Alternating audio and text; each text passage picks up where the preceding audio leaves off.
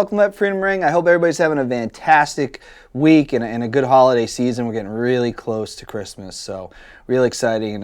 Maybe next week I'll have the table decorated with some holiday stuff. I keep forgetting. But my guest this week, making his second appearance on the show, first time since 2021, Dylan LaRue. Dylan, welcome to the show. Dan, thank you for having me. Yeah, man. It's always a pleasure. Yeah, pleasure to have you back. How you been since 2021? It's been a while. I've been good. Dealing with the same everyday life issues that everyone else deals with, but overall things have been good. How are you? Doing good. Yeah, life's good. Can't complain, really. We're in a studio.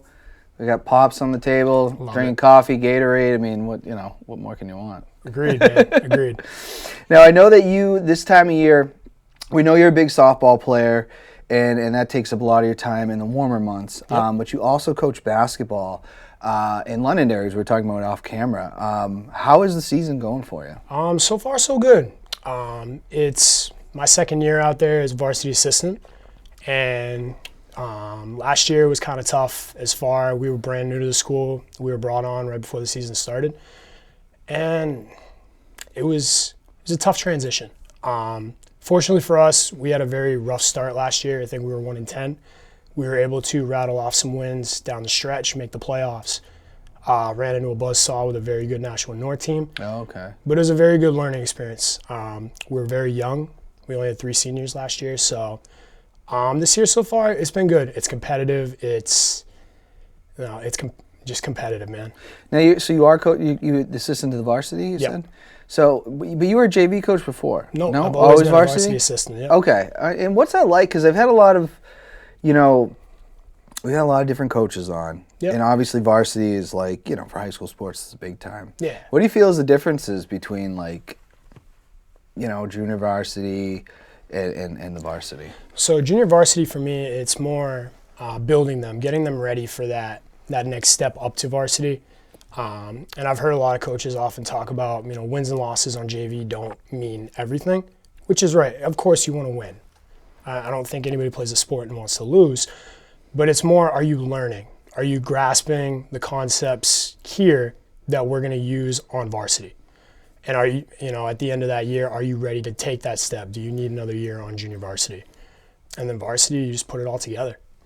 Yeah, I mean, do you guys have to do a lot with them or with the JV? Because that's always I've heard in some schools, they don't have JV programs in some sports anymore just because it is shrinking. Which is crazy to me. Yeah. I think having a junior varsity team is a huge part of being a successful program because you need that step. You need those players to develop.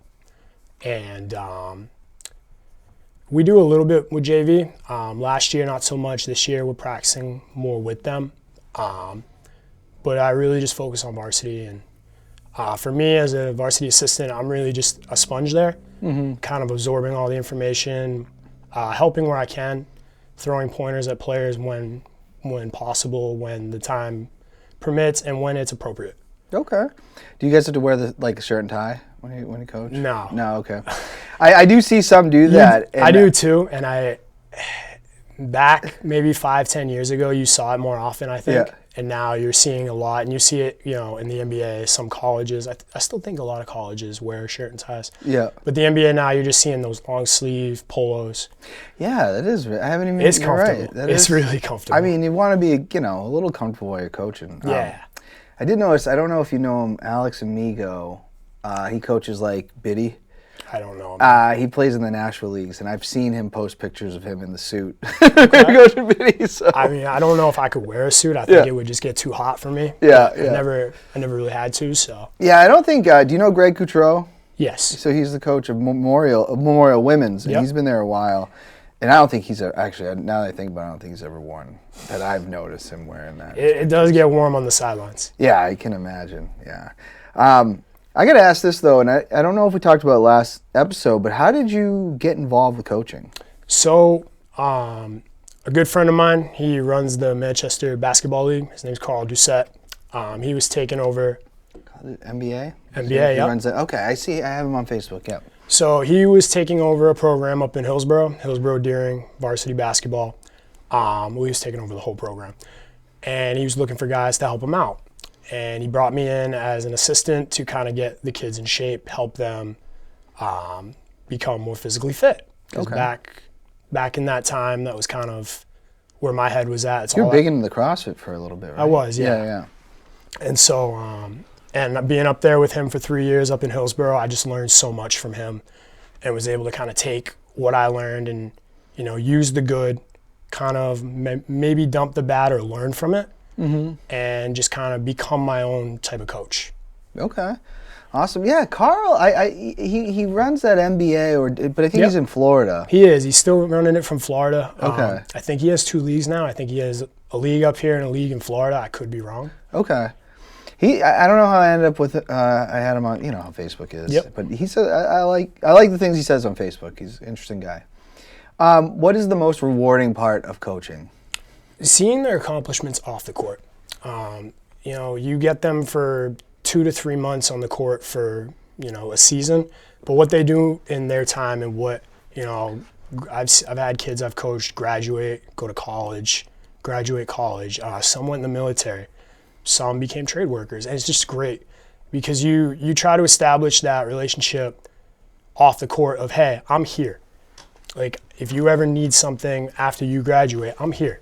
Mm-hmm. And I think that's a huge thing. I think because they're looking to you as a coach, as maybe a role model or just an adult, authoritative figure. But being able to say, hey, if you need something, I'm there for you. It couldn't mean more to some people. I know myself included, having coaches like that, it meant a lot. No, absolutely. And that's, I think good coaches, not just like, I've seen coaches that they know the inside, in and outs of the game, but sometimes they lack, character. Yeah. Or some things that you're just like, I think it's just so much more than just being knowing a sport, right? Yeah. They say, what's the saying? Sports don't build character, they reveal it. Yeah. And it's really cool to see. For me personally, I learned a lot of life lessons through sports. And so that's something I try to instill as a coach, just kind of talking about life through it and using sports as that example. And it helps people. Some people understand it more through sports. I'm a product of that environment. Yeah, absolutely. I mean, for me, like if I didn't go to the Boys and Girls Club as a kid, I grew up in the north side of Nashville, which was not like the harder part of the city, really. And I started wrestling at the Boys and Girls Club, and it was complete culture shock for me. But I feel like culture shock is in like, socioeconomical type of stuff. Yeah. But I feel like if I didn't start wrestling like in elementary school, it might have really just changed the trajectory of like who I was going to be, So I think it's really, I think sports are just so important, character building, but like making your friends and having good coaches, and there's so much to it, like my best friend was one of my first baseball teammates. Mm-hmm. And him and I are like brothers, and that's a relationship we've taken off the field, and I'm just so thankful that sports introduced us. I mean, obviously school too, but we connected really well through sports. And I mean, I love sports. Without sports, I don't know where I'd be. No, I agree. I mean, it's watching, playing. Now it's just, playing softball. That's as far as I'll go. Yeah. I won't even step on the flag football field anymore. But no, so we did have a fan question from Lou Silvano. He just wrote bump him in Lou's a past guest. He's going to be coming back in January too. Lou, you got to put a little more description in your question. First of all, when he says bump him, what is he referring to? So with softball, depending on how well you do in a year, and I'm kind of going off of what I know. I don't know how the bump system works in its entirety, but I know you do well, you go down to Florida, you do well in Florida at Worlds, you get bumped up to the next level grade. So like for me, I was an E player back in 2021. We had a great run down in Florida. We took 7th or 8th. So I got bumped up to D level. And I could have reclassed and went back down. I decided I was going to play out my year in Ds. Mm-hmm. I was brought into a really, really good team, really well put together. Aaron Dennis, captain of that team. Is that the Grizzlies? Yep. Okay. And I learned a lot from that team. I was a role player on that team. I embraced my role, and I learned. And we got bumped again. We had a great year. We got bumped up to C's. I did reclass this time, and I came back down to D's because I think I can play in D's, and I didn't think I was ready for C's. I feel like it's just that next step of a challenge, and I wasn't ready for it yet. Yeah, see, I mean, I think that's a lot of like, and I don't understand, like, I know somewhat of it. I think, E and D is probably as far as I would ever pursue. Because I think the C players, like, and I'm not saying everybody, but a lot of them were like, usually pretty good, like, college baseball players, I would assume. Yeah. Or they've put time into into their craft. Yeah. And they've worked on their hitting. They've worked on, fielding and stuff like that. And I'm still working on mine. And it's a never-ending battle. Yeah. It never is. The more time you take off, excuse me. You know what they say, use it or lose it. Yeah. So. That's why I'm really hot by the time fall comes around. Because I've played 70 games by then. When you get, because we've had Ryan on the show, the state director of UTRIP, USSA. He talked. So did you have to fill out paperwork for all this? Like when you try to get reclassed, and I know a lot of people have done it, but it seems like there's still a lot of people out there that don't really understand how the process works. So what exactly do you have to do that? So you go online on UTRIP's website, and there's a form you fill out, and it's basically got your name, what level do you want to go to, a team if you already have a team, and then you explain why do you want to be reclassed. For me in particular, I was a role player, so it was kind of easier for me to get reclassed, minimal at bats, stuff like that. But some players, it's hard. Some of those guys who are winning all tourneys every tournament, I don't know if they're going to get that reclass. And again, I don't know everything about it. I can only speak from my personal experience with it. Yeah. Yeah, no, it's fascinating stuff. People don't, on the outside that don't play softball, right? They don't know how complicated some of the stuff actually can get at times. Yeah. Because I think they now have like E-Elite, which is like you can play, I believe, men's E's, but you can't play co-ed E's or something like that if you want to get reclassed. Yeah. I'm not really familiar with the elites. I've never had an elite status, but there's just so many different ways to go about it. Some state directors will reclass you based on them knowing what your season was like, and others won't. And I think Ryan does a great job up here as far as understanding each player's individual situation and making the best decision based off that. Yeah, I think Ryan Mayotte, and again, he's been a former guest, but I think he's fantastic what he does. And a lot of people, I think when you are like a director or a president of a league or anything, you're always going to have people that have something to say about you, right? Yep. But I like Ryan a lot. I think he does a great job. Same, nothing but great interactions with him, great conversations. Yeah, no, he's a good guy.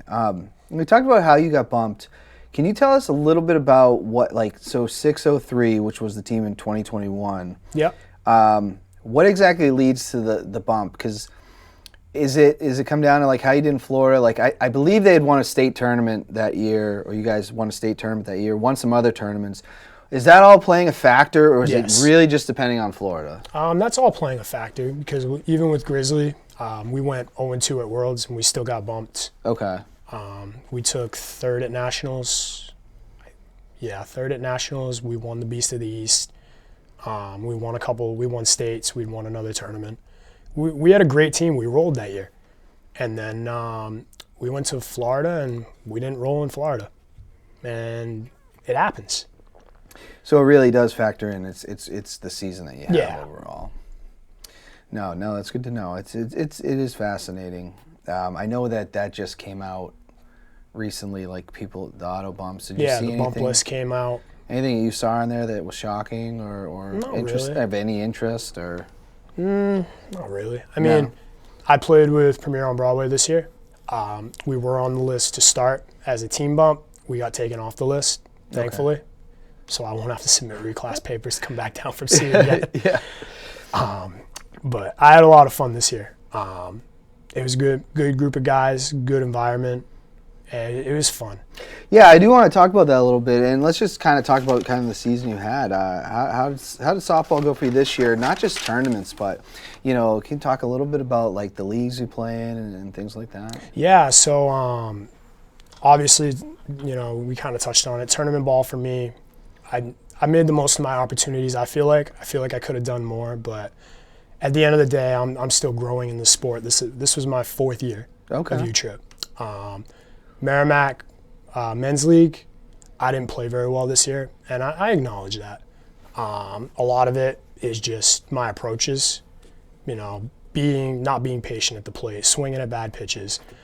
And so that hopefully this offseason I can really work on that, really hone in on, making sure I'm swinging at strikes, making sure I'm coming through the zone with a level barrel.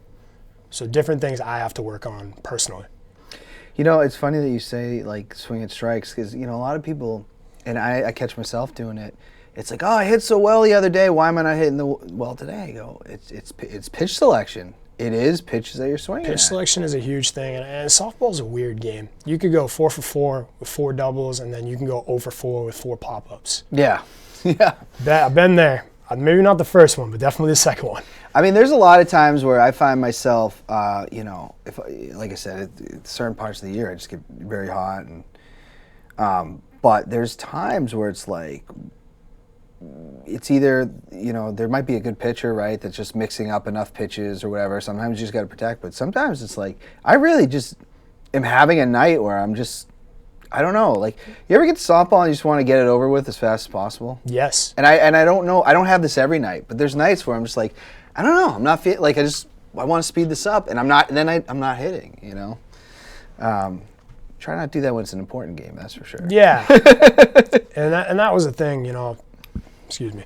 It was an adjustment for me this year. I got moved around. I played some infield. I struggled at infield, and I'm not going to sit here and pretend that I didn't. And I struggled in the outfield a little bit. I had a knee injury last year. I was coming off, and it took me probably till about July, August, where I was finally pushing myself full speed again, where I was trusting that my knee would hold up. And so I kind of played a factor. Never an excuse, though. I didn't hit as well as I wanted to, and that's okay because I have all off season to work. You take BP, you work on little things, and next year try to make it my year. Yeah, that's all you can do. I mean, as long as you're having a good time, yeah, that's what matters. The environment with Merrimack Men's, I really enjoyed it this year. It's a good group of guys. Everybody's out there competing, trying to win, having fun. But at the end of the day, we're all most of us are buddies off the field. We're all hanging out after games, having drinks, relaxing. And that's just a great vibe to be around. And I really enjoyed that this year. No, it looks, I used to work 2 nights a week, and they were Monday, Wednesday. Now I just work Monday nights. So I wouldn't really play in the league because I don't want to just do a part-time thing. Yep. But I've gone down to watch at nights. They got the food truck and everything. That it just looks like a great, it's a good time. Great. I wish, I'd love to see the Nashville League grow to that. I don't know if getting people to agree to a draft and then getting the sponsorship and stuff is so layered, like to make that work. But I would love to see, because Tuesday, Thursdays in Nashville is like my home league. Like, I will not leave, like, this was the year if I was going to leave the league, I would leave. Instead, I went to the only spot, that I could find in there and had a great time. Not a great, we didn't have the best winning record, but I just love being there. It does feel like home to me. Yeah. It's hard to explain, but. I guess that's what Merrimack feels like to me. It's home league. It's, you're battling with a lot of the guys that you're playing tournament ball with. And I think that's the best part. You're battling in the league against, 8 to 10 other teams. And it's some of those guys you're teammates with on the weekends, and other times you're battling against them and your teammates in league. And I love the dynamic, man. I really do. Yeah, I love that. And I love that. I do really love our community in softball. You get to play against each other. You get to play with each other. That came off weird, but you know what I'm saying? I would have let you roll right through it. Yeah, I had to catch that myself. We'll edit that. But no, like it's just a good vibe, and that's what keeps me playing. But you did go down to Florida this year, and I didn't get to talk to you about it because I saw the picture. Was that wasn't Worlds though? Was that something else? Or the one more recently? There was a recent picture. Yep. So that what was that? WSL. Okay, so what different exactly? type of softball. I don't know what the actual abbreviation is. Okay. But we went down as a D team, and I'll tell you what, that was the most fun I've had this year. Okay. It was so much fun. It was a great group of guys. Some people I'd never played with. Scotty Simpson Jr., Mikey Plentes. Sorry if I messed up your last name. Jonathan Montanez. And it was just a great group. And we went down there with 10 guys, and we battled. It was a one-day tournament. Oh, wow. We battled the whole day. We lost our second game, and we battled through the losers bracket in the heat with 10 guys, and it was electric. Oh, yeah. It was a lot of fun. Yeah, because I noticed you put you wrote like this was one of the more, I think, fun teams you ever played Yeah. on. Eric Gray was there? Yep. Okay. Yeah, he's fun to play with, too. Yeah, Eric Gray, Aaron Dennis, Riley Elliott, Cam Weymouth, Jack Lafernier. It was just a great group. It really, really was. Danny Camara, my guy. And we were just picking each other up all day. I had a smile on my face the whole day. And that's what it's all about to me. Now, where in Florida was it? St. Petersburg. Okay. Oh, wow. Okay, that's really cool. Was it nice having, like, I like having, being on a team with subs, right? Like, Yep. So if someone does get that, what's that like playing with 10 when you guys know, hey, It's tough. you're gonna be out there every inning? But it was fun. To the wives and girlfriends that came down with us, they kept us hydrated. They made sure we were eating, drinking water, and so that was really appreciated. And it was just an overall great experience, man. Like, it's one of those where, yeah, it was a one-day tournament, but that felt like that could have been a whole year summed up in one day. Nice. Yeah, no, I saw that picture and I was trying to figure it out because I was like, that doesn't look like Cruise control, man. That's the hat. Yeah. And it was, I can't say enough good things about it. Nice. No, that's awesome. All right, I want to ask this question, just some stuff that, softball community might know if they're watching. Who are some people you think to watch in 2024, whether it be tournaments, whether it be in Merrimack, whether just someone that you think stands out that's a player to watch next year? That's a tough question just because I don't really focus on the individual player as much as the teams. Sure, okay, or teams, yeah. I think D's is going to be very competitive next year. I think, I know Wolfpack got bumped up, and I'm sure a couple other teams did as well. And it's going to be really fun to watch them compete. And I'm looking forward to, if I get the opportunity to play D's next year and play against them, I'm looking forward to it. I know a lot of guys on a lot of teams, and it's just fun, always fun battling against them.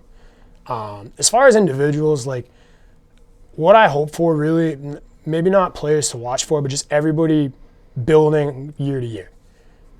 Taking something that they did maybe do well this year and building on that for next year. So for me, my hitting and maybe the infield. Working on being a better infielder. I struggled this year. Oh, that was a follow-up question to ask. Now, do you wear a mask when you play? Yes. Okay, because we talked about this with me and Josh on the show last week. Why do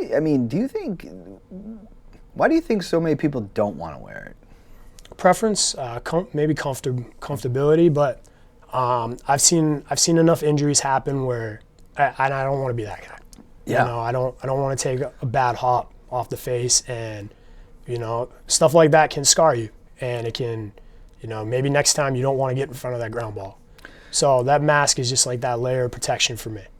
No, I'm with you, and I've been now 6 years. I think I've been wearing one. Yep. I saw it right. I was coaching actually. I wasn't even. Someone came up, said, "Can I play short tonight?" Great fielder. I'm not going to use their name. I said, "Sure." Within 5 minutes, ball hit deflected off someone, just busted them wide open. They look fine now, but I've seen other people not so lucky. And I said, I'm just going to wear it. I love softball. I love playing, but it's our hobby. I don't want to blow up my face over my hobby. No, you still got to go to work the next day. Yeah. And, I've had my share of injuries. Like I said, I had my knee injury. I'm currently working with my shoulder injury right now on my rotator cuff, but I'm doing physical therapy, and it's starting to feel great again. That's why I'm kind of glad, we have this off season. Mm-hmm. As much as I'd love to be in the cages hitting right now, I definitely need the rest. Yeah, you really, honestly, you got time. Now, you've been playing, you said softball for 4 years or just tournament softball for 4 years? Just tournament softball for 4 years. Okay, so what would you tell someone, because, there's a lot of people interested in playing over the years that we've noticed. They don't really know how to get involved and stuff like that. If someone is playing the leagues, they're starting to get that itch. What would you tell someone that's looking to play tournament softball? If you're noticed in league ball, and it's easy to stand out. I think, the good players stand out, and you see it. You see it in every sport. The two things I tell somebody trying to get into tournament ball is, and I thought about this today, go to a team that you're going to play. And I understand, newer people coming into softball, they're going to probably be in that, reserve role, maybe limited at bats, limited time. Make the most of those opportunities, but try to go to a team you're going to play on. And I wish I had taken that advice for myself. I wouldn't change anything from my 4 years of tournament ball. I really wouldn't. And then the second thing is, whoever your coach is, define your role right then and there. Know your role coming into it. Okay. And obviously it can change throughout the year. Injuries happen, things happen. But you don't want to go in thinking you're a starter and they think, hey, you're a bench guy. And now it's kind of conflicting. And I think as a coach, you should be able to, have any conversation with any player on your team and just tell them, this is where I see you. This is the role I see you in. And I just think those conversations don't happen as much as they should. Mm-hmm. And I think if they did more, you would see less teams blowing up, less arguments, for lack of a better word. I think you're right. I think communication's probably huge. Huge. I've left the team and I'm still friendly with all those people, but I didn't understand what my role was, and there was fair things that were said. When I have free jacks commitments, because I had to help with the podcast, I'm going to be at that game and I'm not going to be at a tournament. And it just came to a point where I was like, what are we doing here? If I show up, I'm not used, that's fine. I'm just going to go another direction. Yeah. And softball for us, it starts in March, April, and it goes all the way to November, December. Softball's always going to be there, but the time you spend with family, friends, doing whatever it is you're doing off the field, that's more important. Softball's not going anywhere. It's been around before you and I, and it'll be around long after we're gone. Absolutely. And so, but I just think, defining that role and understanding what you're walking into, so there's no confusion whatsoever. I think that's a really good, advice, honestly. I think that's what people need to do, and I think communication is hard. Again, softball's our hobby. It's not our job. We don't get paid to do this, so sometimes those conversations are hard to have because there is nothing really keeping anybody there, from walking or anything like that. So I definitely... you make a commitment to the team. Now, granted, things happen, during season that you might not see eye to eye. You might have disagreements, and maybe those disagreements, you walk away from it. And maybe that for you is better off, and maybe it ends up being a mistake.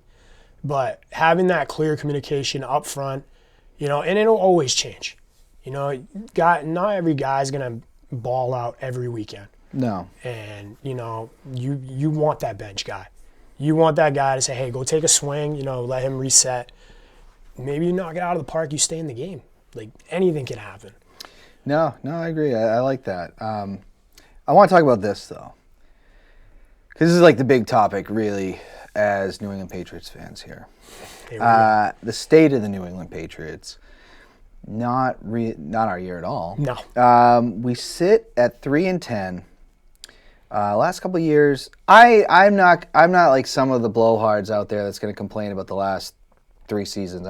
Before this is hopefully not the worst it ever gets, but hopefully this is the worst it ever gets. But in the 20 years of dominance that we had, did you ever imagine 3-10? No. Even the year Brady tore his ACL. No, never would have saw this coming. But we're a lot of us are a spoiled generation, and we were gifted 20 years of dominance. 6 Super Bowls. So now we're seeing the post-Brady era, and it's not great. It's really not. And you know, to me, I didn't know if we'd go 3. But again, you don't know till you know. I always said if the team will move on. I don't know how long that's going to be to get back. You may never get back. Honestly, you know, someone said like Super Bowls aren't easy, No. right? And they were the Patriots. They were to the Patriots, and now we're just like all the other teams that got to scratch and claw to get there.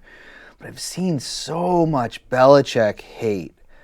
We're actually going to have somebody, Tommy Knows Best, does a podcast, friend of Lou Silvano. We're going to get him in here in January because he is on a tirade on Bill Belichick, making songs, I can't wait ripping on him and all that. But which I just could never do. I could never do that to Belichick. And not like I know the guy personally, but he's been the coach of the Patriots since I was in high school. Yeah. I just can't do it. I'm not going to bad talk him. No. What are your thoughts on reports of Belichick moving on after the season? It sounds like Tommy Curran heard something. This has not been said by the Crafts. Yeah, nothing's confirmed yet. But what did you think of that report? It's tough because I still think Belichick is one of the greatest coaches to coach football. I don't think Belichick, the GM, has done a very good job at all. Yeah. I think he was given too much power in that regard. If you brought in a GM who could make the deals that this team needs to compete moving forward, that's one thing, and let him continue to coach. But I don't think he can coach and be a GM at the same time. I really don't. I don't disagree, and it worked for so many years. It works for so many years because you had Brady. You did, yes. And everybody could sit there and say, you know, Brady versus Belichick, you could have that debate. You and I could debate that for hours. The reality is Brady was an offensive juggernaut. Belichick is a defensive mastermind. The defense is still pretty good for They the are. team. They're very good. And it's so frustrating. So frustrating because 2 years ago, I was on this show and I said, draft Mac Jones. I said it. I stood by it. And they did. Yeah. And I was so excited. And then he has a phenomenal rookie year. And then what happened? Something happened. He you've heard of Stella got her groove back. We were waiting for Mac to get his groove back. I don't think he's not gonna get the opportunity this year. Oh, he's done. I don't think he's with the Patriots. No. You don't even see him on TV during the games. Nope. And I think he needs a fresh start somewhere. I really do. I thought bringing in Bill O'Brien, offensive coordinator at Alabama, I thought that would help him. I thought that would get him back on track. First couple games this year, okay, we're a throwaway. We're a completion away. And then what happened? I remember I posted on Facebook after the Philly game, and I said, because a lot of people thought the team was going to be bad this year. Mm-hmm. And I said, I don't know if this is going to be the horror show that everybody thought it was. And it has become that. But I feel like Mac really took the nosedive in Dallas. He looked scared. And I know he doesn't have an offensive line to protect him, but that was like the game where I went, oh, God, get him out. That was the game, he threw, I think he rolled out right, threw across his body, and it ended up being a pick six. And you just hear the announcers, you don't do that. Yeah. And it was horrendous to watch. And then I think the Saints game was after that, another terrible performance. And I'm shocked as a Patriots fan that he's gotten enough leash this year as he has. Benched 4 times this year.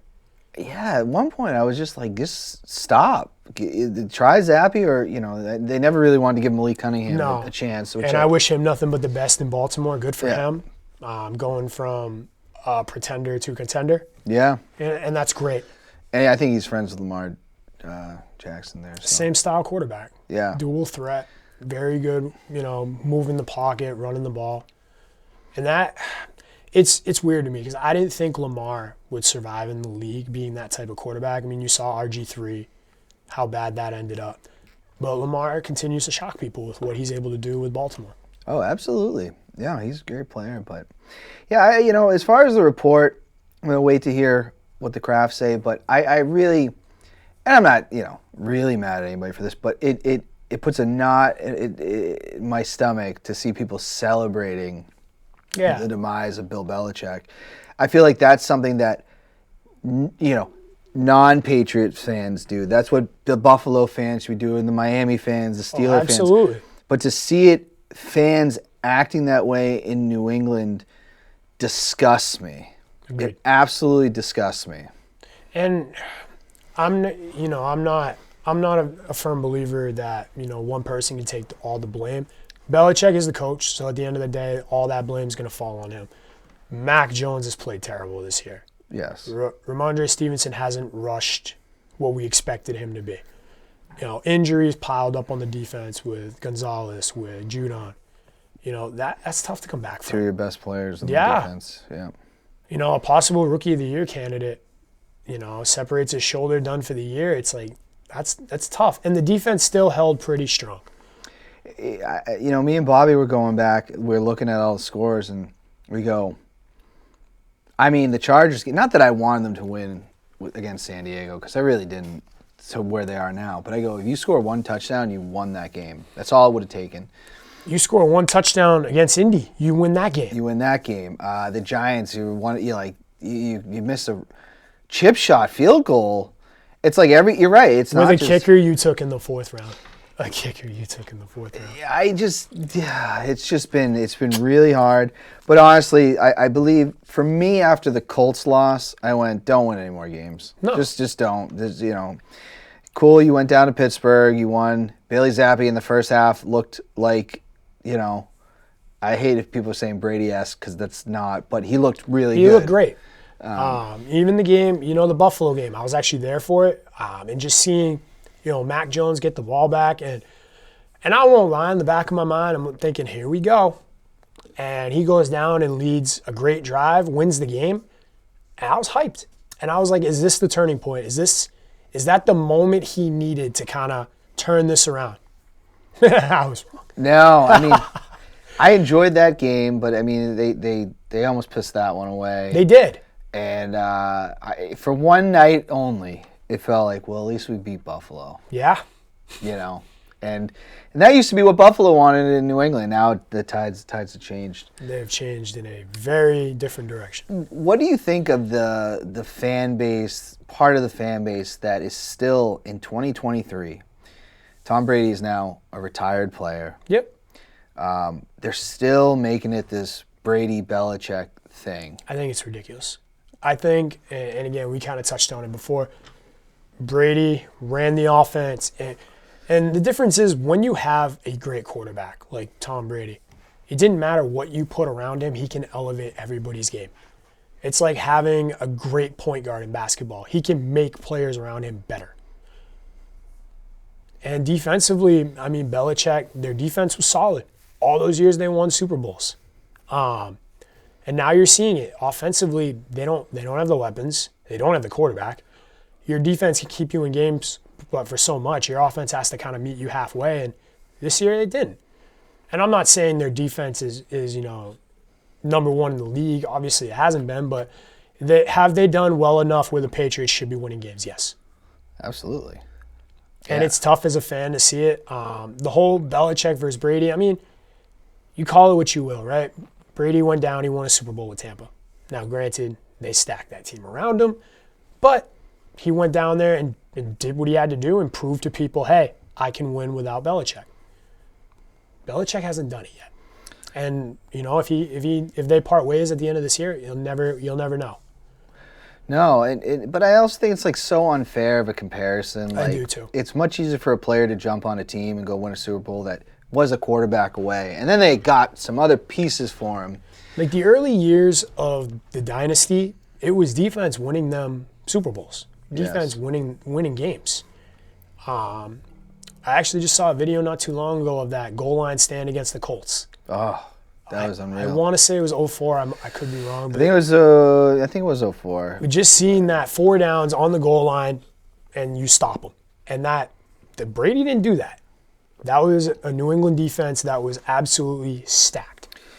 Yeah, Brady got better throughout his career. Agreed. But these people, it's just wild to me because they said, you let him go. He's retired now. Yep. Okay, I understand he went to Tampa Bay.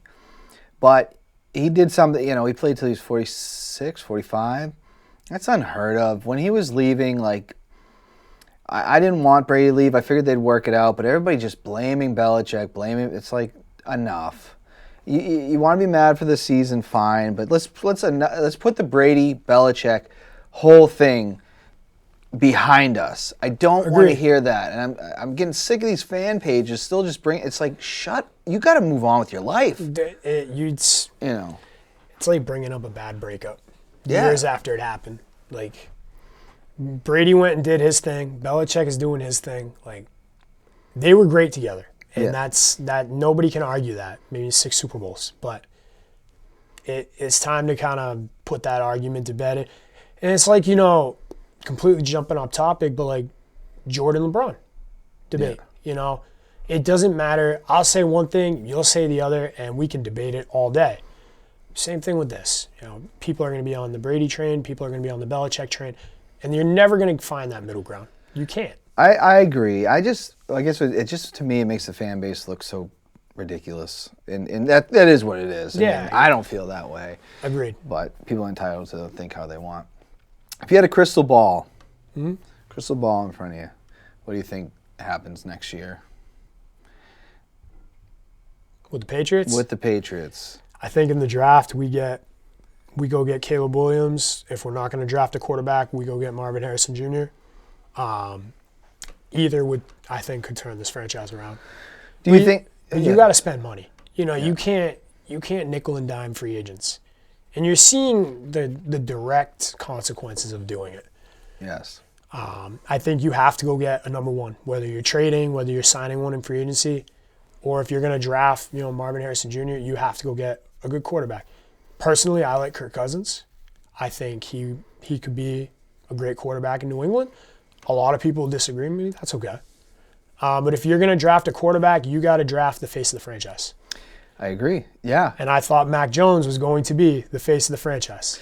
I wish we tanked in 2020 and got Trevor Lawrence now. I remember people saying that, but I'm like, it's just not going to happen. There's still pieces of this team that's going to win games. Yeah. And that's even this year. Like, it doesn't matter. The tank thing is what it is.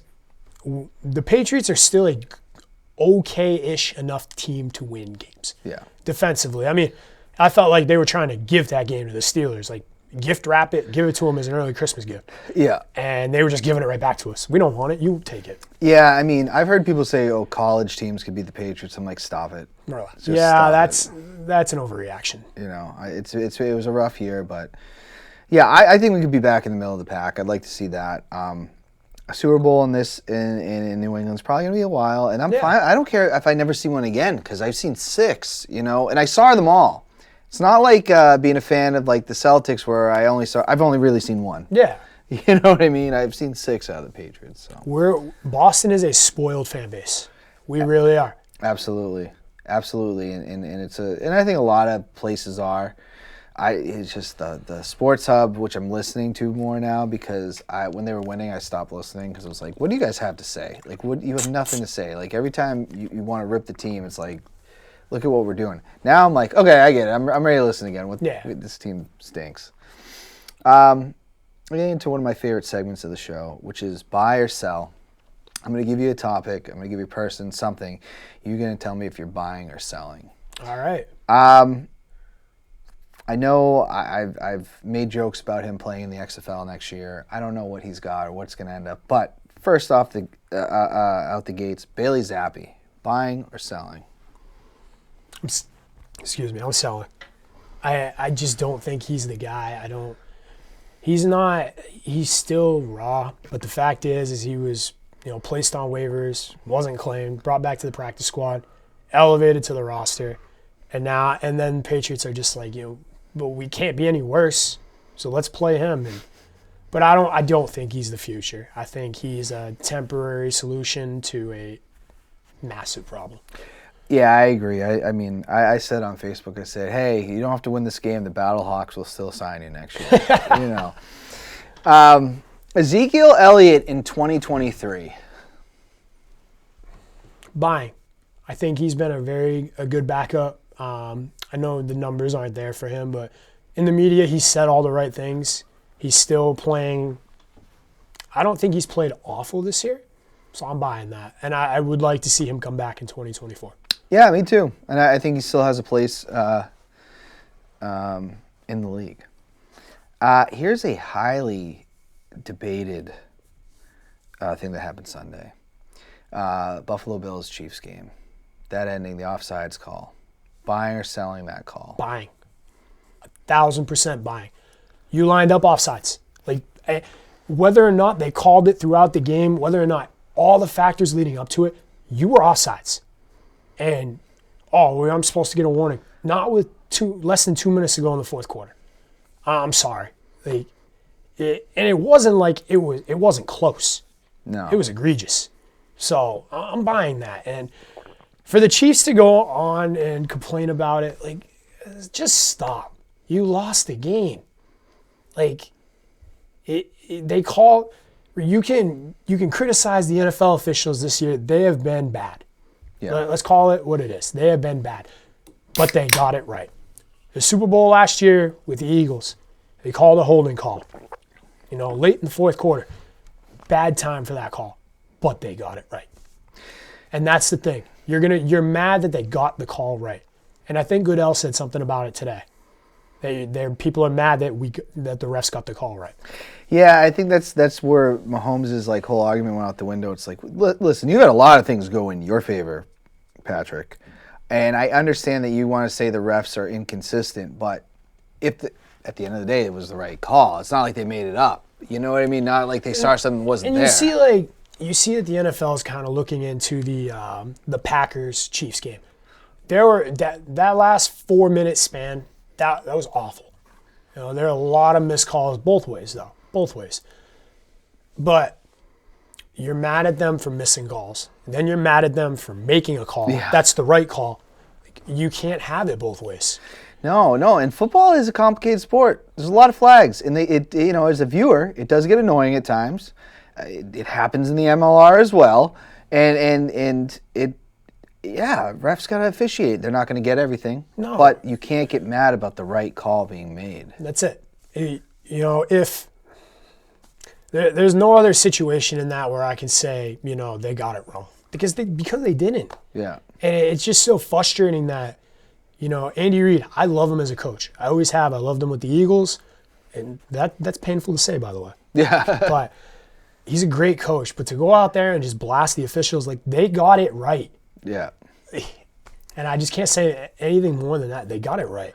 Yeah. And I know Mahomes has now apologized for his behavior, but... And then just speaking on that, why bring it up to Josh Allen in the handshake after the game? Yeah, now you just look like a poor sport. 100%. You lost. It is what it is. You can be frustrated about it. Josh Allen played well. Mm-hmm. Again, it pains me to say that too. And the Bills need it. They need everything down the stretch. They have a very tough schedule. That's going to be interesting to see if they make it. What do you think of this kid? He's becoming kind of a folk hero in New York, Tommy DeVito.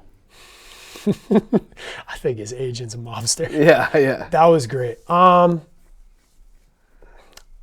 not buying it. Yeah. I'm not. Daniel Jones is going to come back next year. He's going to get his starting spot back, in my opinion. But kid's had a couple good games. I'm not buying it yet.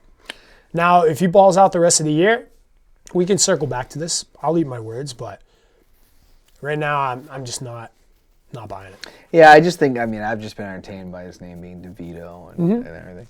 Bill Belichick in 2024. Would you buy or sell that? I'm buying it. I think he comes back.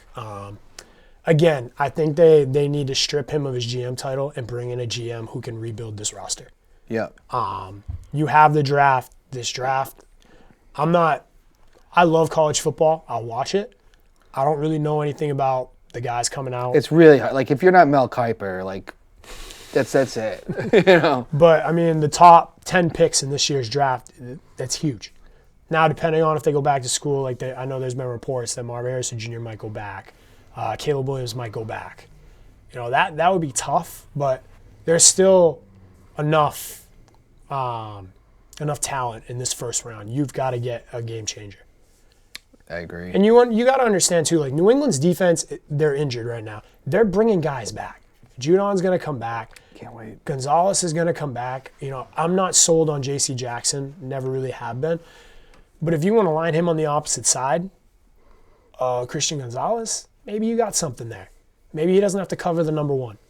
Tyreek Hill said that, I don't remember his comments verbatim, but he really liked, Christian Gonzalez as, coverage DB. So you just got to rebuild this team. And it starts with Belichick getting away from being a GM. Yeah, I mean, it is what it is. It's funny, Bobby got his Gonzalez jersey 2 days before he got hurt. Here's something that's coming out on Netflix, and I can't wait to see this. It's going to be hosted by Jeff Ross, the roast master. The roast of Tom Brady. You buying or selling this? I'm 100% buying, and I can't wait for it. Yeah. I think it's going to be great. Some of the roasts I've seen, the Justin Bieber roast was hilarious. I just think it'll be a good way to bring everyone together. I'm excited to see who he brings into the roast. And I know Tom Brady's going to be a good sport about it. I can't wait to see what he comes up with. This is going to be great. This is going to be epic. This might be the best one that they ever do, honestly. Buy or sell the NBA in-season tournament? I'm selling. Awful. I understand the idea of it, but they're talking about, guaranteeing the winning team possibly getting the 7th seed. No, you can't just award. Give them the in-season trophy. Give them the medals, whatever. You can't reward a team a playoff berth for winning 6 games, what amounts to 6 games, 7 games. It's so dumb. I agree. It just is, It makes it exciting. I like seeing the different courts. I liked Boston's court. I really did. But I don't understand the concept of it, other than just trying to bring more competitiveness into the NBA. Yeah, I mean, I get it, and I applaud Adam Silver for trying to make something. Agreed. But, I'm with Charles Barkley. He says if the Lakers put up a banner for that, they should be roasted. Agreed. They should be roasted. One of my best friends was telling me that, too, that the Lakers might possibly put up a banner, and I just laughed. You want to sell a couple T-shirts? Go sure, have at it. In-season champs. Yeah, and maybe you can sell it, but don't put it. You're already. Everybody's already getting the money from it.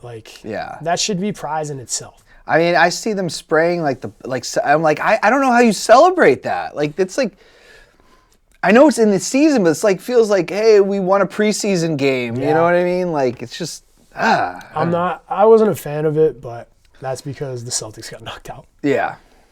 The Ohtani contract. Ridiculous. Literally one of the most ridiculous contracts I've ever seen. Good for him. He got paid. Good for the Dodgers. If they get knocked out in the playoffs again with the roster they're constructing, I don't know what to say. I mean, I just don't. What did you think of the defer? I mean, he, like I said on Facebook, I thought it was funny. Bobby Bonilla is playing checkers. He's playing chess. He's deferring this money for, he's going to get paid for almost the rest of his life. Yeah. What a it's move. Smart. For it's him, very yeah. smart. This Dodgers team's going to be dangerous. Their lineup is going to be dangerous.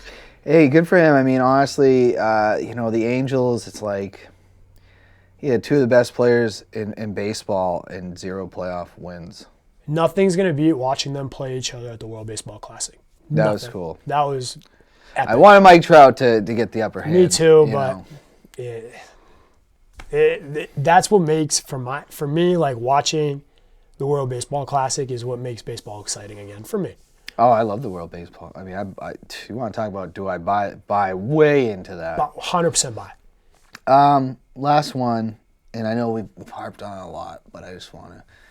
The Patriot fans that have the hatred for Bill Belichick, buy or sell them, those fans. Sell them. I'd like to sell them out of the fan base. Yeah. Maybe have their own section at Gillette Stadium. Don't mingle with us. Do your own thing. Yeah. I can't believe the horrendous things you guys are saying about a coach that is given so much. 6 Super Bowls, playoffs every year but 1 year.